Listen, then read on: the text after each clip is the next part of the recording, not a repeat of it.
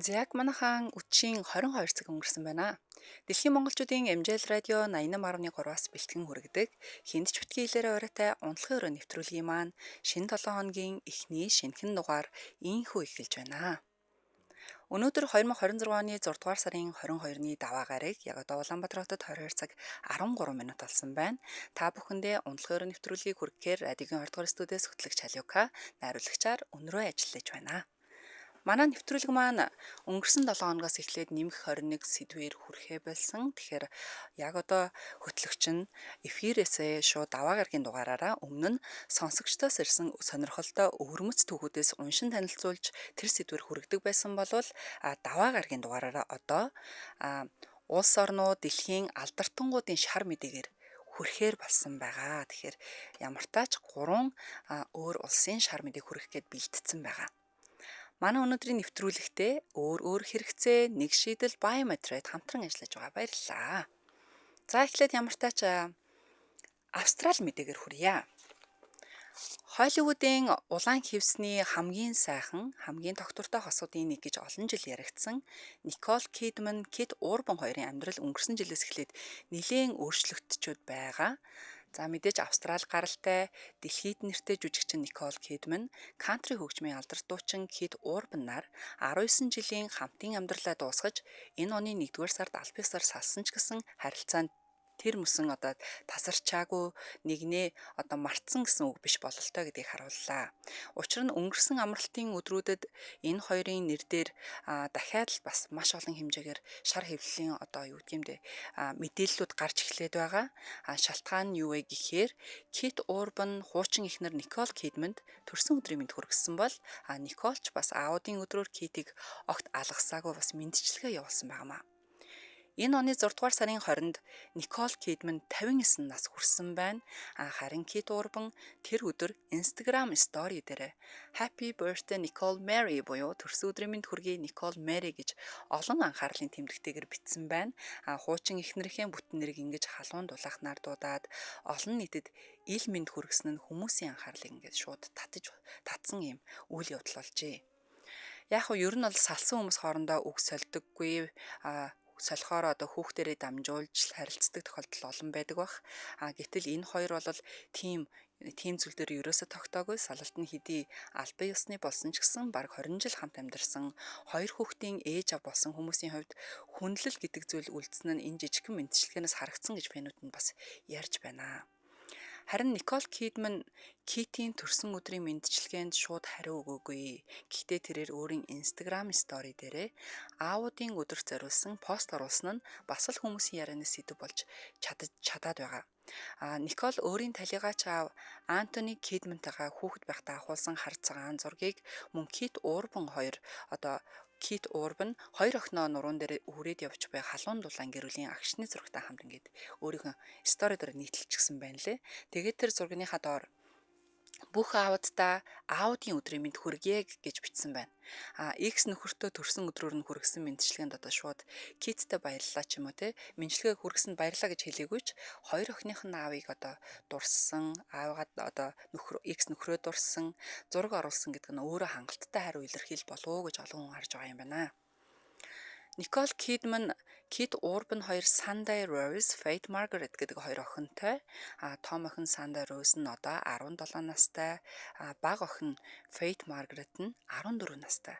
Өөрөөр хэлбэл энэ хоёр хүүхэд нь өсвөр насны хүүхдүүд бөгөөд аав ээжийн салалтыг ойлгох насны дараа яваа гэсэн үг. За Никол Кит хоёр нь одоо анх 2005 онд Лос Анжелест болсон Grey USA гэх арга хэмжээний үеэр танилцж байсан гэдэг юм байна. Тэгэхээр одоо Grey USA гэдэг үг нь болохоор өөрөө айгүй Австрали үг юм л та. Одоо юу гэж хэлж байгаа гэхээр сайн уу Америк гэсэн үг.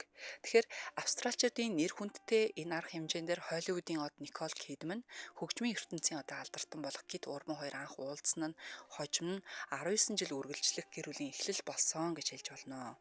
Тэд 2006 оны 6 дугаар сард гэрлэж түүнээс хойш Холливуудын хамгийн хайр татам хосуудын нэг гэж албан ёсоор нэрлэгдэж ирсэн байдаг. Ялангуяа улаан хивсэн дээр хамтдаа алхахдаа ч юм уу эсвэл шагнал гардуулах ёслол дээр нэгнээ дэмжигтэйч ярилцлага өгөхтэй ч гэсэн энэ хоёр ер нь л сайхан хос гэсэн ийм имижийг хадгалаад маш олон жил явсан байна. Гэвч 2025 оны 9-р сард гинтэл Никол Кидман, Кит Урбан хоёр тусдаа амьдарч байгаа гэх мэт одоо цацагдж эхэлсэн байдаг. Тухайн үед тэр оны зуны эхнээс хойш тусдаа байсан гэх мэдээлж цацагдсан байгаа. Тэгэхээр ойр дотны найз нөхдөөс нүү аль эсвэл ойрын хүрээллийн хүмүүсээс нь ийм мэдээлэл гараад эхэлчихсэн байдаг. Удалгүй Никол Кидман эвлэршгүй санал зөрөлдөөн гэх шалтгаанаар салах хүрэгдэл гаргасан нь олон хүнийг гайхашруулсан. Тэгэхээр эвлэршгүй санал зөрөлдөөн гэх шалтгаанаар салах хүрэгдэл гаргасан байна. Учир нь бараг л одоо 20 жил хамт амьдарсан, дундаасаа 2 хүүхэдтэй, гаднаас нь харахад одоо бие биедээ халамжтай, тогтвортой харагддаг хос гинтэл сална гэхээр одоо фэнүүд нь ч бас ингээд итгэж ядан хүлээж авсан байд гэдэг. Мэдээж Холливуудын амьдрал одоо гаднаасаа сайхан харагддаг ч дотроо ямар асуудалтай байсныг зөвхөн тэд өөрсдөө л мэдэх үзээ. Энэ оны 1-р сард тэдний салалт Нэшвилл хотын одоо Нэшвилл одоо USA буюу одоо Америкийн Нэшвилл хотын шүүхээр албан ёсоор баталгаажсан байдгийн байна. Салалтын тохиролцоогоор хоёр охины оршин суух хаяг нь буюу одоо амьдрах газар нь ээжээрээ буюу Никол Кидманы гэр байхаар шийдэгдсэн гэж одоо People сэтгүүл дээр гарсан баримтууд дээрээс харж болох нэ. Харин Кит Урбан хүүхдүүдтэйгээ 2-7 хоног тутам амралтын өдрүүдээр уулзах хэрэгтэй болсон байна. Тооцоогоор одоо Кит жилд 59 өдөр хүүхдүүдтэйгээ байх бол Никол нийтдээ 306 өдөр хамт байх зохицуулалтаагаар ингээд салах үргэлтээр гаргасан байна. Мэдээж энэ нь одоо Кит охтуудынхаа амьдралаас хөндий болсон одоо холцсон гэсэн үг биш. Энэ шийдвэрт хүрэхэд одоо мэдээж хоёр талын эцэгхийн ажил амьдралын хэв маяг болон одоо бас томоохон шийдвэрүүд хүчин нөлөөлсөн нь ойлгомжтой. Тэгээд асуудал маань хүүхдүүдийн сургууль, эрүүл мэнд, амьдралын чухал асуудлууд дээр Никол Кит хоёр хамтарч шийдвэр гаргах үүрэгтэй хэвээр одоо үлдсэн байдаг юм аа шүүхийн шийдвэрийн заалтын дагуу. Бас хамгийн сонирхолтой нь тэдний салалтын тохиролцоонд нэг тийм соёлтой заалт одоо соёлтой гэдээ бүр ингээд юм хаалтанд хийсэн байгаа байхгүй юу? Заалт орсон байна. Тэр нь юу вэ гэхээр Никол Кит хоёр салсан ч гэсэн хүүхдүүдийнхээ өмнө нэгнээ муулахгүй. Нэгнийхээ одоо гэр бүлийн талаар сөрөг зүйл ярихгүй, юу гэх юм да хадам талаа ч юм уу те аав ээжүүдийн хамаатан саданг нь оролцуулж хүүхдүүдтэй ерөөсөө муулахгүй. Мөн хүүхдүүдтэй ээжтэй ч аавдаа ч хайртай хэвээр байхад нь дэмжин гэсэн утгатай заалтыг салах өргөдөлт бас тусгаж оруулсан нь үнэхээр хачирхалтай санагдсан гинэ, сонирхолтой. Энэ бол мэдээж үнэхээр Холливуудын салалтууд дунд ч гэсэн арай өөр өнгө аяс оруулсан зүйл гэж хэлж болно. Зарим алдартнууд ингээд салсныхаа дараа хэвлэлээр дамжуулж нэгнээ буруутгаж, өмч хөрөнгөнийхөө асуудлыг, хүүхдийн асрамжийн тэтгэлэг гинтэргээд гэр бүлийн доторх хувийн асуудлуудаа ил гаргадаг. Харин Никол Кит хоёр ядаж одоогоор тийм замаар явахыг хүсэхгүй байгаа гэж анзаарэгдээд байгаамаа. Никол Кидман 3-р сард салтынхаа талаар ам нэгтэж маш болгоомжтой гэр бүлээ хамгаалсан өнгө аястай ярьсан байна лээ. Тэгээд тэрээр хэлэхдээ би гэр бүлдээ талархаж байна. Бид гэр бүл хэвээрээ урагшлан үлдсэн зүйлийг би тэр хүнд одоо үзүүлж би хүндлээсээ болоод одоо цаашдаа ингэж хуваалцаж ярмааргүй байна гэсэн утгатай зүйл нэгэн ярилцлаган дээр өгсөн байна. Энэ үгнээс нь харахад Никол хувийн амьдралаа сенсац болгохыг ерөөсөө хүсэхгүй байгаа нэлт бөгөөд түүний хувьд хамгийн чухал нь хоёр охин нь. Тэгээд гэр бүлийнх нь нэр төр салсан ч гэсэн бид нэг гэр бүл байсан. Одоо ч хүүхдүүдийн төлөө гэр бүл хийвэр гэсэн байр суурьтай холбоотой бололтой гэж анзаараглаа. Мэдээж шар хэвлэл одоо папараззи пенүүдийн үднээс юу ч одоо мултрдаггүй гэдэг бол үг бол ортой. 4-р сард тэдний том охин Сандай Роуз аав Кит Урбаныга Instagram дээр дагхаа болсон гэх мэдээл одоо гараад тэр нь бас л хэсэгтэй олныг шүүгүүлээд амжсан байдгийн. Гэхдээ хэдхэн цагийн дараа охин нь аавыгаа буцаага дагсан байдгаа. Тэгэхээр энэ жижигхэн үйлдэлийг хүртэл хүмүүс аав охин хоёрын харилцаанд донд одоо асуудал гарсан уу? Эсвэл зүгээр л сарамсаргүй зүйл байв гэх мэтэр одоо янз бүрээр тайлбарлаж байна лээ тухайн үедээ. Ингээд дотоор Никол Кидман, Кит Урбан хоёрын салалт албан ёсоор дууссан ч тэд салсан ч дайснууд ерөөсөө болсонгүй. Тэгээ Кит хуучин эхнэрийн төрсөн өдрийг мартаагүй. Никол ч хоёр охиныхоо аавыг аудын өдөртөө одоо багтаагаад мэдчилгээ бас хариу мэдчилгээ хүргэсэн байдаг. Энэ хоёрын хооронд одоо хайр дурлалын харилцаа дууссан байж болох ч хүндлэл хүүхдүүдийн төлөөх одоо холбоо нь үлдсэн гэдэг нь одоо тодорхой харагдаж байна гэж хэлж болно. Тиймээс олон хүн энэ явдлыг өөрсдийн сошиал хаягууд дээрээ дэлхийд дахина салсан ч соёлтой байж болдго юм байна. Холливуд одод ч гэсэн хүүхдүүдийн төлөө эвтэй байж чаддаг юм байна гэж харуулж байгаа гэж бичсэн байна лээ сошиалуудаар. За энэ бол миний та нарт хүргэх эхний австрал мэдээ байлаа. За ингээд төр завсарлын манай өнөөдрийн дугаартай өөр хэрэгцээ нэг шийдэл Biomed-Trade хамтран ажиллаж байна. Баярлалаа. За миний энэ гарт байгаа бүтээгдэхүүнийг Decadriol 600 гэж нэрлэдэг. Энэ бол шахмал нэмэлт бүтээгдэхүүн байгаа. За энэ юунд ашигладаг вэ гэхээр одоо бие организмын хувийн үйл ажиллагаанд даавар үнэхээр чухал үүрэг гүйцэтгэдэг. Харин стресс, амьдралын хэв маяг, насжилт зэрэг хүчин зүйлсийн нөлөөгөөр дааврын тэнцвэр өөрчлөгдөхөд бие махбод янз бүрийн дохио өгөөд ингээд эхэлчихдэг. За ялангуяа дааврын тэнцвэр алдагдахад таны бие одоо биеийн дээр юу мэдрэгддэг вэ? Эннээс болоод үүдээд ямар зүйл одоо анзаардаг гэдэг би одоо тайлбарлаж өгье. За эрэгтэйчүүдийн дааврыг болохоо тестостерон гэж ярьдаг. Тэгэхээр эрэгтэйчүүд тестостероныхон түвшин буурах үед дараах одоо анзаардаг вэ гэхээр одоо дараах шинж тэмдгүүд гарч ирнэ. За хамгийн ихэнд хэвлийн таргалттай залуучууд байгаад идэх те. Хэвлийгээр ингээд зүдийцэн ч юм уу тэр хэсгээр ингээд нэлээд бүрэнхий болчихсон залуучууд. Тэгэхээр хэвлийн таргалалт нэмэгддэг. За дээрэс нь булчингийн мас маш их хэмжээгээр буурна. Хичнээн зөв хооллоод ч юм уу аль эсвэл нэг жим дээр очиод төмөр өргөөдөөсөө хамаагүй булчин мас авч чадахгүй залуучууд идэгтэй. Тэгэхээр булчингийн мас буурж ивэл магадгүй таны тестостероны түвшин буурсан болоо гэж бас бодоорой. Мөн ажил хийх идэвхэн сулран анхаарал төвлөрөл бол маш ихээр муудна. Тэгээ ядаргаа юм л бол ингээд ядраал суйлтаад идэг бол энэ одоо зүйлс анзаарагдах нь байна. Мөн дээрэс нь дур хүсэл болон чадах буурах юм байна. За эмэгтэйчүүдэр болохоор дааврыг эстроген гэж нэрлэдэг. За тэгэхээр эмэгтэйчүүдийн даавар одоо хэлбэлзэлд орцсон үед эстрогены өөрчлөлт одоо төвшин буурц үед юу анзаарагдах вэ гэхээр дур хүсэл буурдаг, өтрийн хавар хуурайшдаг. Одоо захтнах, хуурайших таагүй мэдрэмж төрүүлээд эхлэх нь байна. Мөн арьс хуурайшдаг. Арьс гэдэг нь одоо зөвхөн одоо гарын ч юм уу хөлний хэсэгчлсэн биш одоо хүзүү, нуруугаар захтнах хэвлий ер нь бол тэр аяараа л хуурайшна гэсэн үг. За мөн сарын тэмдгийн мөчлөг алдагдах, нойрны чанар маш ихээр муудна, сэтгэл санааны хэлбэлзэл нэмэгдэнэ, мөн анхаарал төвлөрөл буурна гэж байна. Тэгэхээр эдгээр хэрэгцээнд зориулсан Biomed-Trade компанийн Италийн Lowly Pharma International компани Decadriol 600 бүтээгдэхүүнийг аль биесны эрхтэйгээр санал болгож байгаа юм байна. Decadriol 600 нь дихлороинозетол, альфа лакталбумин агуулсан бөгөөд дааврын тэнцвэрийг дэмжихэд туслах одоо эрүүл мэндийн нэмэлт бүтээгдэхүүн гэж байгаа маа. За би та нартай задлаад харуулъя. Ингээд дотроо болвол нийтдээ ингээд 20 ширхэг юм шахмал байгаа. Тэгэд энэ 20 ширхэг шахамлаа яаж уух вэ гэхээр уух зааврыг нь би түрүүн уншлаа. Тэгсэн өдөрт 1-2 шахамлыг хоол ундныхаа завсар хэрэглэнэ гэж байгаа. Мэдээж хэтрүүлж болохгүй, 2-оос илүү ууж болохгүй. Тэгэхээр магадгүй миний өгсөн мэдээллээс илүү их дэлгэрэнгүй мэдээллийг авахыг хүсвэл 75 тэг 5 20 тэг 9 мөн 90 тэг 8 88 10 гэсэн дугаараас холбогдоод илүү дэлгэрэнгүй мэдээллийг авч болно.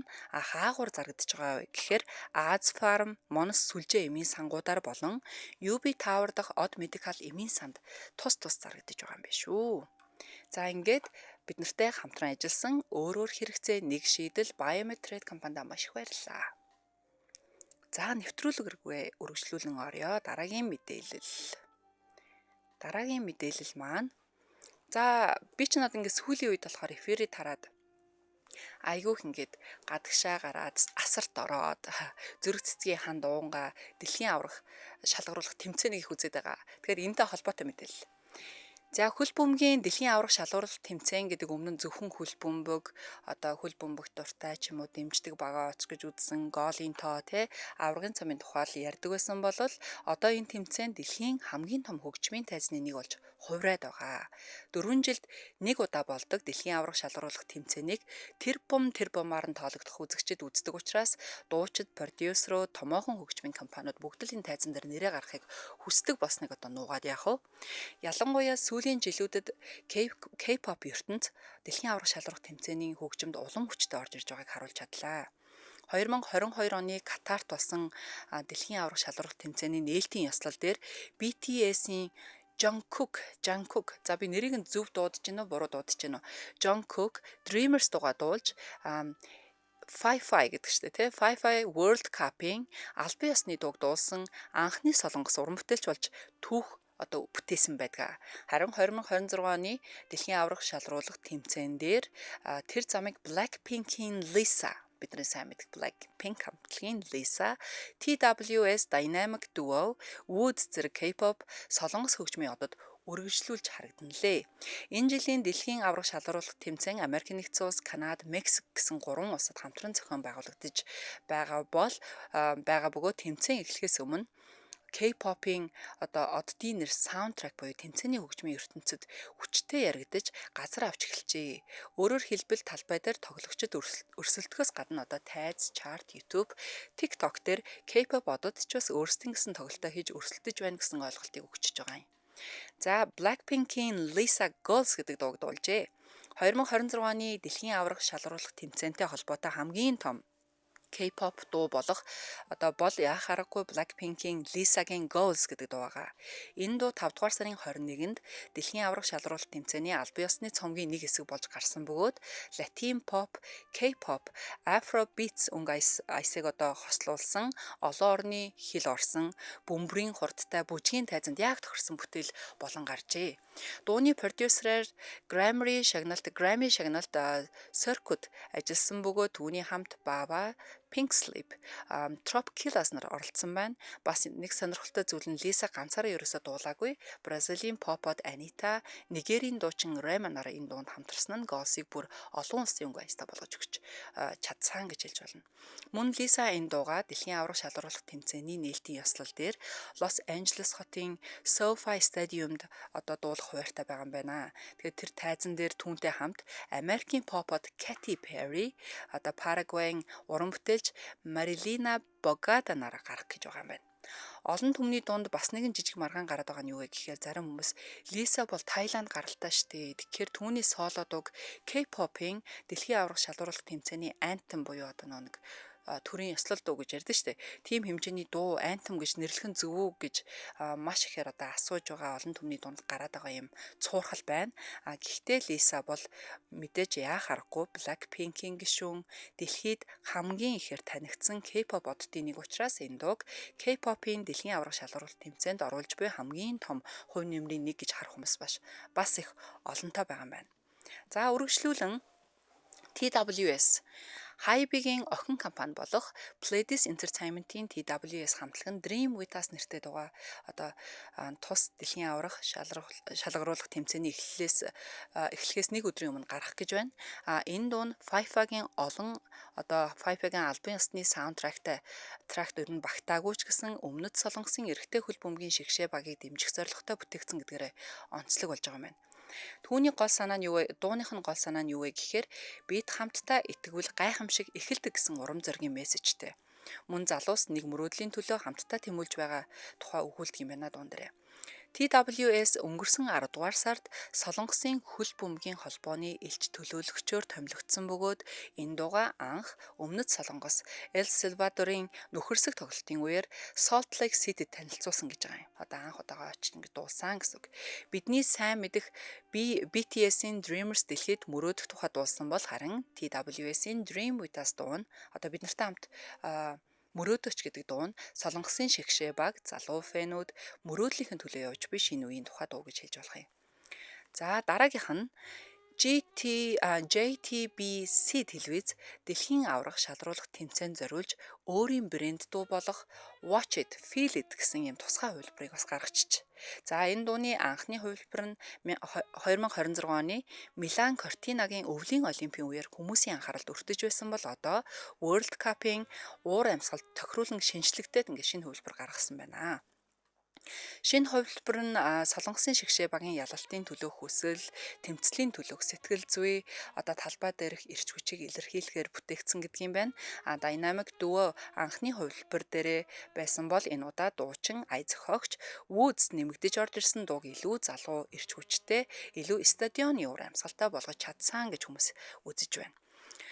Хүнд бас аястай, хурдан бит хэмнэлтэй Dynamic Duo Woods-ийн эрч хүчтэй хоолой нийлээд яг л тоглолтын өмнө фэнүүдийг босгох дуу болсон төдийгүй энэхүү дуунд заавал Fi-Fi-гийн албан ёсны антhem байх албагүй ч гэсэн тухайн улсын фэнүүдийн сэтгэл хөдлөлийг асаахад маш чухал дуу болж чаджээ гэдгийг бол баталсан ийм сайхан уран бүтээл гарсан байна. Манайхны хэлдгээр бол тоглолт эхлэхийн өмнө за өнөөдөр манайх үзүүлээд үгэн шүү гэдэг ийм гээ догдолдог тэр мэдрэмжийг хөгжмөөр илэрхийлсэн дуу гэж ойлгож болох болов. За дараагийн уран бүтээлч буюу Jungkook би буруу дуудаад иж магадгүй. За Jungkook-ийн Dreamers одоо ч яг тэр гоё хөл бөмбөгийн уур амьсгал стандартыг барьсан хിവэр байгаа алдартай дуунуудын нэг хിവэр байна. За BTS-ийн Jungkook-ийн Dreamers гэдэг дуу бас маш том нөлөөтэй хിвэр 2022 оны Катарт болсон дэлхийн аварга шалгаруулах тэмцээний нээлтийн ёслол дээр Jungkook Катарын дуучин Fahad Ай Кобастай хамт энэ дууг дуулж дэлхийд даяар шууд амжуулалтаар цацагдсан байдаг лээ. Dreamers-ийн Jungkook-ийн ердийн K-pop өнгөнөөс арай өөр Персийн булангийн орнуудад түгээмэл байдаг Kaleji pop буюу араб хөгжмийн өнгө аясыг шингээсэн бүтээл гэж үзэж байна. Дууг Lady Gaga-тай хамтран бүтээж Moroccan Swedish producer Red One хийсэн бөгөөд Катарын зохион байгуулагч орон гэдэг утгаар нь Катарыг соёлын өнгө аясыг нь тусгаж өгсөн гэж байна. Энэ дуу зөвхөн нэг удаагийн нээлтийн ёслолын дуу болоод өнгөрөөгүй харин ч Fi-Fi-гийн албан ёсны YouTube сувган дээрх клип нь 450 сая гаруй үзэлттэй болж World Cup-ын хамгийн олон үзэлттэй дуунуудын нэг болсон байна. Тиймээс 2026 оны дэлхийн аварга шалгаруулах дээр Lisa, TWS, Dynamic Duo, Woods нарын нэрс яригдж байгаа ч хүмүүс Jungkook-ийн Dreamers-ыг жишг болгон ярьсаар хിവэр байгаа гэсэн байна. Тэгэхээр K-pop World Cup дээр гарч болно гэдгийг хамгийн түрүүнд ийм том хэмжээнд баталсан хүн бол Jungkook гэж хэлж болно. Яхахгүй зөвлөлтөө. За бас нэгэн том хүлээлт бий. BTS-ийн 2026 оны дэлхийн аварга шалгаруулах тэмцээний финалийн тоглолтын half time гэдэг маш том шоу болдгоо. Тэгэхэд BTS-ийг half time шоу тоглолт дээр тоглохоор төлөвлөгдсөн гэх юм мэдээлэл гараад байгаа юм байна. Тэгээд Jungkook Dreamers-ийг дахин дуулах уу гэдэг нь бас фэнүүдийн хамгийн сонирхож буй асуултуудын нэг болоод байна. Хэрэв BTS финалийн тайзан дээр гарч Dreamers ихшгэлвэл энэ нь K-pop-ийн хувьд дахин нэгэн түүхэн мөч болох нь гарцаагүй лээ гэж хүмүүс үзэж байна. Энэ бүхнээс харахад World Cup зөвхөн хөл бөмбөгийн тэмцээн биш болоод дуусаагүй төдийгүй энэ бол улс орнуудын соёл, pop хөгжим, fashion, TikTok тренд, YouTube үзэлтээрээ фэнүүдийн хөдөлгөөн бүгд нийлдэг дэлхийн хамгийн том шоуны нэг хэлбэр болсон гэж хэлж болно. Өмнө нь World Cup-ын дуу гэхээр Shakira-гийн Waka Waka, Ricky Martin-ийн The Cup of Life, Pitbull, Jennifer Lopez, Claudia Leighty нарын We Are One гэх мэт латин өнгө аястай дуунууд хамгийн түрүүнд санаанд ордог байсан бол харин тэр жагсаалтанд K-pop албан ёсоор орж ирлээ гэдгийг хэлж болно. Тэгэд би бас саяны нэг хагас сайн өдөр супер концертыг үзсэн байхгүй. Тэгээ супер концертыг яг нэг хожигдоод үзсэн л дээ. Яг J Park-ыг эсвэл Jessie-г үзье гэж бодож байсан чинь нэг маш хүүтэн байгаа гэсэн шүү дээ гадаа. Тэгэхээр нэг за амар лаглаг дуучид нь олон жилийн туршлагаар ч юм уу концерт үзэж хахад хамгийн гоё дуучид нь ер нь хойтол руугаа ингэ шигшигдээд дуулагддаг да гарч ирдэг. Тэгсэн чинь харин эсэргээр байсан юм лээ. Хамгийн түрүүнд J Park гараад дуулчихсан тийм ээ. Jessie бас удалгүй дуулчихсан. Тэгээ бас манай Монголын бас урдаа барьдаг лаглаг дуучид Young Mojig-ээс ахуулаад ингээд дуулчихсан байсан. Тэгээд тэр хэсгийг нь үзээгүй ч гэсэн яг дунд хэсгээс нь яваад утсан. За нэг 9 цаг хавцаа болж исэн болов. Тэгээ бас ингээд нэлээд хүйтэнд хүн айхтар пик байгаагүй ч гэсэн сэлүүхэн үзэж байгаа. Тэгэхэд ингээд солонгосын эрэгтэй эмэгтэй дуучид хамтлагууд гарч ирээд үнэхээр гоё ингээд гүйцэтгэлтэй байгаа байхгүй юу. Тэд нар ингээд нэмгэн нойтон хувцалцсан тий үнэхээр ингээд даарж байгаа нь харагдсан тэнд ч одоо ингээд бороо тасралтгүй шивэрж исэн шүү дээ. Тэгэхэд ингээд үнэхээр даарж байна хүүтэн байна. Гэхдээ ингээд та нарт дээр хурж ир ингээд дуулж байгаа нь үнэхээр гоё яана гэд. Тэгэд нэг ч туг халтууртаж дуулаагүй. Магадгүй зарим нэг газруудаар Европын орнуудаар ч юм уу аль эсвэл нэг дотооддоо ч юм уу нэг энэ тэнд ингээд концерт үзээд явж байхад нэг халтууртажсэн бас бус нэг артистуудыг би мэддэг байхгүй юу. Магадгүй одоо юу гэм бэ талбай тайзын дүүргэлт нь маруухан байсан даа ч юм уу ийм тийм болохоор ингээд сэтгэл санаагаар ундаг ч юм уу тэгээд ер нь бол гүйцэтгэлээ айгүй жоохон дутуу игээд гараад орчих тайзны соёл мол байхгүй юм шиг санагдажсэн ийм хүмүүс байдаг л да. Тэгэхэд миний хувьд бас K-pop гэдэг урлаг бол дэлхийд яах аргагүй танигдах нь угаасаа аргагүй юм байна гэж харсан зүйл нь гүйцэтгэл дээр бол өстой бүтэн 200% ажилтдаг юм байна лээ. Тэнд магадгүй тэднийг үзэх гээд 20 хүн 200 хүн 2000 хүн байна уу те. Ерөөсө тэднээс хамааралгүйгээр яг өөрсдийнхөө хэлхийг хэлээд байгаагаараа бүгдийг нь өстой 200% гүйцэтгэлтэй амар гоё дуулж бүжиглээд бүгдийг нь дуусаагаад гарч байгаа байхгүй. Тэгэд хамгийн гол нь миний хувьд хамгийн сүүлдээ дуучин Blue үзсэн.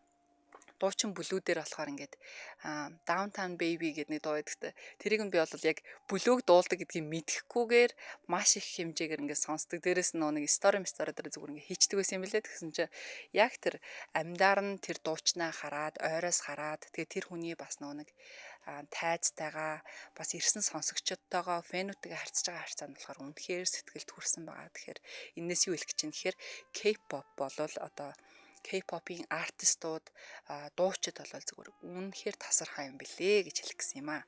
За мэдээж тэгээ K-pop зөвхөн солонгосын хөгжим биш гэдэг нь одоо харагдчихж байгаа. Тэгээ K-pop урсгал дэлхийн спортын хамгийн том тайзнаа зэрэгцэн алхдаг болсон гэдгийн тод жишээ нь бол одоо яг гарч байгаа дэлхийн аврах шалралт тэмцээний нээлтийн үеэр дуулж байгаа Lisa, TWS, Dynamic Duo, Woods болон Jungkook нараас одоо харахад болно гэж би бодож байна.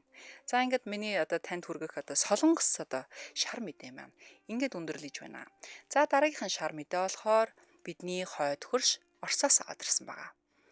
За Оросын шоу ертөнц инфлюенсер хүрээлэл дахиад нэг тансаглалын скандалд орооцолдчиход байна. Энэ удаад хэрэг явдал Москвагийн ямар нэгэн амралт цэнгэний газар эсвэл шөнийн клубт ерөөсөө болсонгүй. Харин Францын Альпийн нуруунд байрлах дэлхийн хамгийн үнэтэй тооцогддог хамгийн тансаг цаны амралтын газруудын нэг болох Courchevel гэдэг газар болсон байна. За би энэ газрыг бол өмнө сонсож байгаагүй. Тэгэхээр их л янзын гоё газар байдаг бололтой. Оросын загвар одоо гутал, luxury одоо дээд зэрэглэлийн зиндааны худалдааны сүлжээ болох Rendez-Vous брэнд өөрийн 25 жилийн ойг тэмдэглэж Францын Courchevel томоохон брэнд трип буюу одоо брэнд аялал үдэшлэг зохион байгуулжээ. Тэнд Оросын нөлөө бүхий инфлюенсерүүд, алдартангууд, загварын салбарынхан баячууд оролцсон тухай мэдээлэл гарсны дараа Орос улсад бөөн хил ам дэгдээд байгаа сурагтай. The Moscow Times гэх одоо маш том хэвлэл мэдээллүүдтэй болон бусад хэвлэлийн одоо хэвлэлүүдийн мэдээлснээр энэ аялал тансаг хоолунд, үнэтэй маш өндөр өртөгтэй байр, инфлюенсерүүдийн гаргаж буй контентууд, цаст уулан дах одоо даруулсан гялцал, зураг батариуд, бүр нисдэг тэрэгний үйлчлэгээтэй холбоотойгоор шүүмжлэлт ингээд өртөчөөд байгаа юм байна. Гол асуудал нь юу вэ гэхээр эднэр тансаглалаа гэдэг дээр биш харин Орос улс Украин хоёрын дайн дажингийн үеэ дотоодын инфлянс, амжиргааны өртөг, татвар, дайны дарамт улам мэдрэгдэж байгаа үед баячууд, оддууд, инфлюенсерүүд Францын тансаг ууланд шампансаг тулгаал, зураг даруулаад амьдралаа гайхуулж байгаа мэт харагдсан нь олон хүний дургуутслыг маш их хэмжээгээр төрүүлсэн гэж байна. За Оросын зарим улс төрч консерватив одоо хүрээллийнхэн энэ үдшилгийг ёс суртахуунгүй их оронч бус мөн ард түмэн зовж байхад баячууд гадаадд жаргаж байна гэсэн өнгөөр шүүмжилж байгаа юм байна л та. Тэгээд The Times гэдэг одоо юм хэвлэл мэдээлэл байгаа байхгүй сэтгүүл юм уу? The Times мэдээлэлд энэ арга хэмжээ ойролцоогоор 30 сая рубль буюу тухайн ханшаар 290 мянган фунт орчим өртөгтэй байсан гэж дурдгдсан байна. Тэгээд түрүүн би одоо 30 сая рубль гэдэг мэдээллийг би өөрөө уншингуудаа за энэ Монгол мөнгөөр чинь ингээд хөрвүүлэхэр чи хэдэн сая төгрөг гэсэн үг юм бэ гэсэн чинь юу сая вэ? 1.45 тэрбум төгрөг одоо орчим өртөг гарсан гэсэн үг энэ аялалд зориулж. За одоо тэгэхээр юу гэхээр хов маягаар хэлэх юм бол жирийн орсууд одоо дэлгүүрт ороод талах, ундаа, мах, бензиний одоо энэ төр гэл бүх юмных нь үнний хөөргөдөлт ингээд өссөн байхад ингээд бухимдаж байхад зарим од нь одоо юу гэдгийг одоо нэр бүхий одууд фэшн модельүүд баячууд нь альпийн ууланд очоод амьдрал гоё яана гэдэг зураг тавьчихсан байгаа юм л та сошиалууд дээр. Өөстэй жаргаж штэ гэдэг ч юм уу Тэгээд л олон нийтийн уур буцалсан гэсэн үг. Энэ явдал Орост өмнө нь болсон нэг том celebrity scandal-ыг одоо дахин сануулсан гэсэн үг. Тэр нь celebrity scandal гэдэг нь болохоор бас нэгэн олонний танил хүний гаргасан дуулан шүүгэн гэсэн үг шүү. За 2023 оны сүүлээр инфлюенсер Анастасия Ивлеева гэдэг эмэгтэй байдгийн байна. Москвагийн клубт бараг нүцгэн үдшилэг зохион байгуулж Филипп Киркоровыг мэдэхгүй байхгүй бах. Одоо алдарт дуучин Алла Пугачевагийн экс нөхөр шүү дээ, тийм ээ. Ксения Собчак зэрэг алдартнууд оролцсны дараа асар их баклаш буюу бас нэг асар их хил ам дагуулсан ийм зүйл болжээ. Тухайн үед зарим одоо яг энэ талаараа олон нийтэд цацагдсны дараа одоо уучлалт гуйж заримынх нь тоглолт бүрд ингээд цуслагдж рекламны гэрээн хүртэл ингээд цуслагдаа тасарч исэн бол рэпер Вайшо бүр шийтгэл хүртэл авсан талаар олон улсын хэвлэлүүд мэдээлж байсан ийм зүйл болжээ. Тиймээс энэ удаагийн Куршивелагийн хэрэг болвол Куршивела гэдэг одоо альпийн нурууны тэр үнэтэй тансаглалын цанын баазын хэрэг болвол зүгээр нэг цанын аялал биш ээ. Харин Орос одод дайны үеийн одоо Оросын алдартангууд дайны үеийн нийгмийн ур амьсгалыг ерөөсөө ойлгохгүй байна уу гэсэн асуултыг дахин гаргаж ирсэн хэрэг болж байгаа юм. Куршивел гэдэг газар өөрөө ч Оросын баячуудтай олон жилийн холбоотой бас ийм газар юм байна. Дайн эхлэхээс өмнө Францын энэ тансаг цанын тосгон Оросын олигарх бизнесмен мөнгөтэй хүмүүсийн очих дуртай газар байсан гэж байгаа. За 2022 онд Украинд дайн эхэлсний дараа Оросын баячуудын урсгал багассан ч гэсэн Куршивел гэдэг нэр одоо Орост мөнгөтэй хүмүүсийн өвлийн тоглоомын талбай гэсэн имижтэй хэвээр үлдсэн байдаг. За одоо манайхны хэлдгээр болохоор одоо янз янзын амар лаглаг амралт резортууд байдгийн штэ лаглаг нэртэй. Тэнгүүтээ тэрмэд чинь бас нэг саяхан бас нэг манай улс төрийн нэг нөлөөтэй хүний хүүхэд нь очоод нисдэг тэрэг мэргээр очоод ингээл бөө юм болоо сошиалор сэвгцнийхаа дараа аав маав нь бүр ингээд суудлаасаа буусан хэрэг болсон да. Тэгэхээр энэнтэй юу н төстөө гэсэн үг. Тэгэхээр Куршивел гэдэг нь болохоор одоо Оростой болохоор мөнгөтэй хүмүүсийн өвлийн тоглоомын талбай гэсэн имижтэйгээр ийм нэртэйгээр нэр томьёотойгоор үлдсэн бас ийм алдартай газар байдаг юм байна. За ийм үед буюу одоо ялангуяа Орос Украины дайн эхлээд маш олон жилийг одоо үзэж байна. Ийм үед Оросын инфлюенсерүүд гэдээ яригадаад байгаа нэр одоо цогогдоод байгаа этгээдүүд одоо яг тэр газарт очиж тансаг брендийн үдшилэг хийсэн нь одоо олон нийтийн ард иргэдийн хүмүүсийн нүдэнд бүр чийгүүгээр туссан байгаа юм л та. Зарим шүүмжлэгчид хэлэхдээ эх оронд нь цэргүүд фронт дээр байхад эдгээр Францад баярлаж байна гэсэн өнгөөр дайрсан байна. Сошиалор ингээд янз янзын твитүүд хийгээд стори хийгээд шүүмжилсэн болвол зарим нь энэ бол Оросын элитүүд буюу баячууд олигархууд жирийн ард түмнээсээ хэр тасарсны илэрлээ үүнийг хар гэсэн юм тод жишээ болсон гэж харагдаж байна гэж бичигдсэн байна. За нөгөө талаас нь энэ хэрэг Оросын оддын хувьд нэг айхтар дохио болж байгаа гэсэн үг. Тэгэхээр өмнө нь тэд хаач очиж одоо юу ч өмсөж зөөж эдэлж хэрэглэж ямар ч парти буюу одоо үдшилэг хийсэн ч гэсэн Instagram дээрээ тавиад ингээд өнгөрөөд хүмүүст орно маш олон одоо мянган лайкийг зүрхийг дараад маш олон одоо фолловерсыг дагуулдаг байсан бол одоо харин дайн, их оронч үзэл, уламжлалт, үнэт зүйл, эдийн засгийн дарамт гэсэн сэдвүүдтэй шууд ингээд мөргөлдөж байгаа юм зүйл болж байгаа юм л та. Тэгэхээр яг одоо ялангуяа Оросд амьдарч байгаа Оросын ийм уугуул иргэд маань та хэдийгээр алдартай байна уу, хөрөнгө мөнгөтэй байна уу хамаагүй яг ингээд улс орон чинь ард иргэд чинь дайнтай байгаа үед заавал ийм зүйл хийх ёстой байсан юм уу гэдэг үнцгийг бас гаргаад ирсэн гэж хэлж болох юм аа. За Мөн одоо уламжлалт үнэт зүйл эдийн засгийн дарамт гэсэн сэдвүүдэд шууд мөргөлдөг гэж хэлсэн те. Тэгвэл өөрөөр хэлбэл Оросын оддын хувийн тансаглал хүртэл улс төрийн сэдв болж хуурах боломжтой болчиход байгаа. Тэгэхээр магадгүй бас бодлогогүйгээс хийсэн ганц стори ч юм уу те. Эсвэл тансаглалаа гаргах гад за магадгүй тансаглаагүй ч гэж болно л та. Гэхэд яг ард иргэдэнд зовж байгаа, өвдөж хавдж байгаа, энэ тэнд одоо буудуулж байгаа ч юм уу те өсөж сангаж байгаа үед бол ингээд өглөө болгоныхаа кофений зургийг эсвэл нэг баян тансаг одоо хувцсныхаа ч юм уу те машин тэрэгнийхээ зургийг постлоод байна гэдэг нь болохоор өөрөө болохоор нийгмийн хувьд болохоор бас л буруу одоо үлгэр дуурайллыг мессежийг өгөөд байна гэж харж болох нэ. Хамгийн сонирхолтой нь ийм скандал дээр шүүмжилж буй улс төрчид өөрсдөө ч бас luxury буюу баян тансаглалын амьдралаас ангид хүмүүс биш гэж зарим ажиглагч нар ингээд хэлээд байгаа. Гэхдээ олон нийтийн өмнө их оронч байр суурь барих нь одоо Орост маш чухал болсон учраас тансаг үдэшлэгийг буруутгах нь улс төрийн хувьд ашигтай харагддаг гэж бас ийм улс төр орж ирээд ингээд ярьсан ийм мэддээнүүд гарч ирээд байна. Тэгэхээр товчхондоо Куршевелийн энэ үдэшлэг нэг л зүйлийг харууллаа гэж байгаа юм. Орост алдартай байна гэдэг одоо зөвхөн сайхан хувцас өмсөж зөөхтэй үнэтэй машин барих, эсвэл янз янзын гоё аялал, амралт зугаалга, ийш тийшээ явах мөн олон фолловерсыг одоо байх ч юм уу те олон фолловерстай одоо тэд нартай ингэж тааруулж маш гоё олон стори хийж фолловерсынхаа ингээд тоо хэмжээг ингээд хадгалаад нь штэ эсвэл нэмэх гээд яг тэрэн дээрээ биш болсон гэдгийг харуулад байна.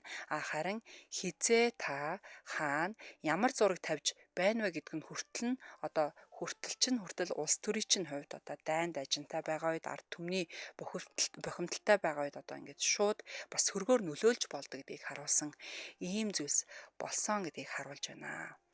За тэгэд миний хувьд болохоор яг Альпийн ууланд байдаг одоо энэ алдартай Куршевел гэдэг газар бол мэдээж хин л амарч үзэхгүй байхыг хүсэвдэ гэж бодчихл байна л та. Гэхдээ хэрвээ манай их оронд ч юм уу дайнд ажинтай бас нэгэн улс оронтой мөргөлдөөнтэй байх үед магадгүй би одоо өөрөө мөнгө төгрөгтэй байлаа ч гэсэн иймэрхүү зүйлийг сонгож хийхгүй байх байсан болов уу гэж харагдаж байгаа. Тэгэд хэдийгээр инфлюенсер хүн гэдэг чи одоо олон нийтийн өмнө нүүр царай дүрээ гаргадаг болохоор таныг дагаад одоо маш олон мянган хүмүүс ч юм уу те маш олон сая хүмүүс ингээд харж яадаг, үзэж яадаг, учраас одоо хаана юу ярахаа, хинтээ ямар зураг даруулахаа ч юм уу те энэ болгон дээр бас маш олон инфлюенсерүүд маань бас бодлоготой хандаасаа гэж бодож байна. Тэгэд зөвхөн нэг дайнд ажинтай орон гэхээсээ илүүтэй ерөнхийдөө нийт дээр инфлюенсер хүн гэдгийнхэн бас ёс суртахуун дагалдаж ирдэг одоо үүрэг хариуцлагыг бас ухамсарлаасаа гэсэн одоо тийм мессежийг бас цавраа өгдөг юм болов уу гэсэн ийм үйл явдал Оросд болж өнгөрчээ. За нийтдээ өнөөдөр ингээд 3 мэдээ хөтлөгч Халюканд бэлдсэн байгаад эхлээд Австралийн мэдээ буюу Никол Кидман, Кит Урбан хоёрын саллтын дараах харьцаа буюу одоо олон нийтэд танигдаад байгаа дуулын шуугианыг хүргэсэн болвол хоёрт нь одоо дэлхийн аваргын одоо аварга шалгаруулах тэмцээнийг тойроод байгаа K-pop одуудын одоо дуулж тайзан дээр гарч байгаа дуулын шуугианыг хүргэсэн байгаа.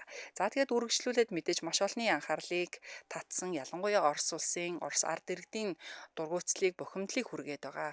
Бас Оросын баячуудын Куршевелийн үдэшлэг те ууландах одоо шампанскотой тансаглалын талаар мэдээ бэлдэж ирсэн. Тэгэхээр та бүхэнд маань одоо таалагдсан гэж найдаж байна.